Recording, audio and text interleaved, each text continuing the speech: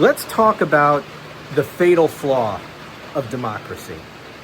Now, I should tell you that I'm in my barn right now, and I have a metal roof, as you could see, and it's raining pretty hard right now, so it's kind of loud in here, although I'm not sure how loud this rain will be on the video.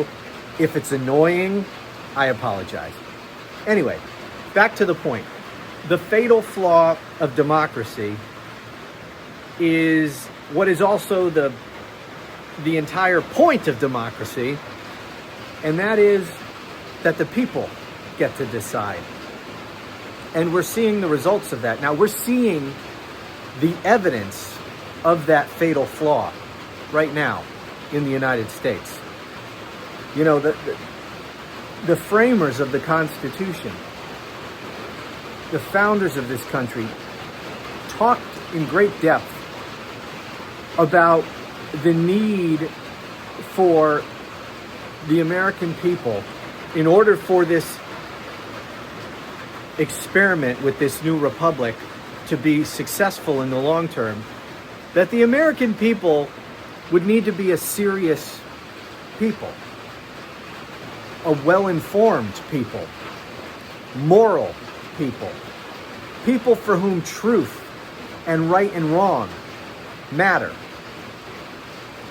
If you have a group of people who are not well-informed, who are not well-educated, and by educated I don't mean necessarily credentialed by an educational institution. You don't need to have formal education. You need to be educated, though. You need to understand how things work. You need to understand how this republic operates. If you're going to vote, then it's important that you understand how government works. You need to understand the very basic foundation legally of this republic, and that's the Constitution. What we're seeing now is the results of having a population that is not well informed at all. Most people in this country don't know anything about the Constitution. They don't know the basics. So that's why when the president, this convicted felon insurrectionist, talks about suspending habeas corpus, most Americans don't even bat an eye. Habeas corpus? What the hell is that? Can you imagine if one of these late night talk show people who do these man on the street interviews just pulled 100 regular passersby on the street and asked them, what is habeas corpus? What percentage of them do you think would have any fucking clue? It would be very, very few. Rain's picking up. So, and I've seen, you've seen evidence of this. You've seen surveys where, most Americans couldn't even name the 3 branches of government. So when you have, I think, what is probably an overwhelming majority of the American people who don't even know the basics about our republic, our Constitution, our rule of law, that's a problem. Because on what basis are they voting for anything when they don't know how anything works? And in addition to that, I don't know what the numbers would be, but there's a staggeringly upsetting percentage of the American people who are not moral in the least, who don't give a damn about right or wrong. They've just friggin' elected a criminal. Okay? A 34-time convicted felon who was facing 3 more felony indictments, who had been found liable by a jury unanimously of having sexually abused a woman. They voted for him. So tens of millions of people, we know for a fact, don't give a damn about morality. Don't give a damn about right or wrong. Don't give a damn about the law. So we have in this country a population,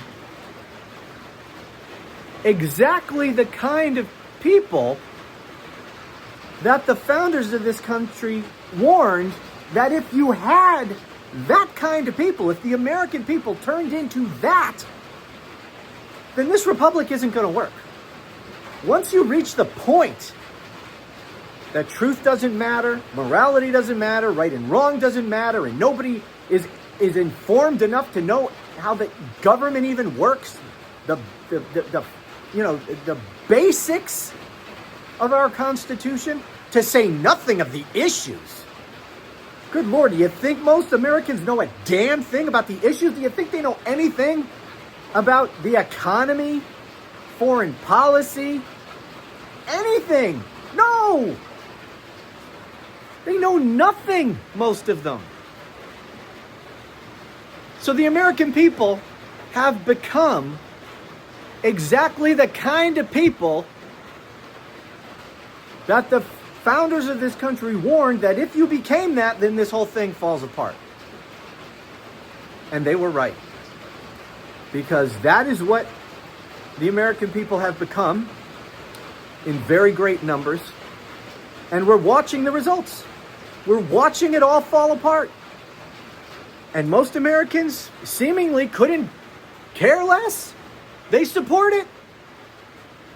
I mean, Trump's approval rating is still around 40%. What will it take to get that number down? Probably nothing. I don't know. So that's the fatal flaw. That everybody gets to vote in our democracy. That's a big problem. Now, I'm not advocating for some other form of government. Democracy, the republic that we have, this democratic republic that we have,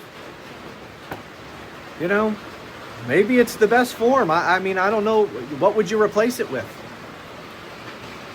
It's the least shitty option of all the options out there, which are all pretty damn shitty. Because they all seemingly lead to the same place. Authoritarianism. We had a good run. We are descending fast into authoritarianism. Can we wake enough people up? Can we pull ourselves back? Can we reverse course? Well, it's possible. Will it happen? I don't know. I don't know. I think we're going to answer that question for ourselves in the midterms, whether it's even possible. If MAGA Republicans, who are driving us headlong into authoritarianism, if they are not defeated in huge numbers, then I don't know how you could be even optimistic at all. But who knows? Maybe people will wake up. But what will it take? It seems to me the only thing, because nothing else seems to work, nothing matters to this 40% of the American people, apparently. Nothing matters. Violating the Constitution, violating the law, stripping people of their constitutional rights, kidnapping them off the street, throwing them into gulags in Central America. Seems nobody cares. The only thing maybe they'll care about is if Trump destroys the economy so thoroughly that the unemployment rate goes through the roof, inflation rises. I mean, they're warning about stagflation now. Maybe that happens. I don't know. Unless people's lives go to shit and they directly blame Donald Trump and Republicans, apparently nothing's going to matter to them. Because they don't understand anything. Pocketbook issues, the price of groceries, is about the only thing that they understand.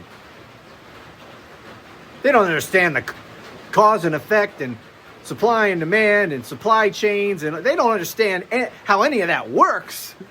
All they know is if they're spending more money at the grocery store, that makes them mad, and they're going to look to blame someone. Will they blame the right people? Who the freak knows? Anyway, that's the fatal flaw of democracy. Look around. We're surrounded by morons. They vote. That's the problem. What's the solution to that? Hell if I know. Thanks for watching. Talk to you again soon.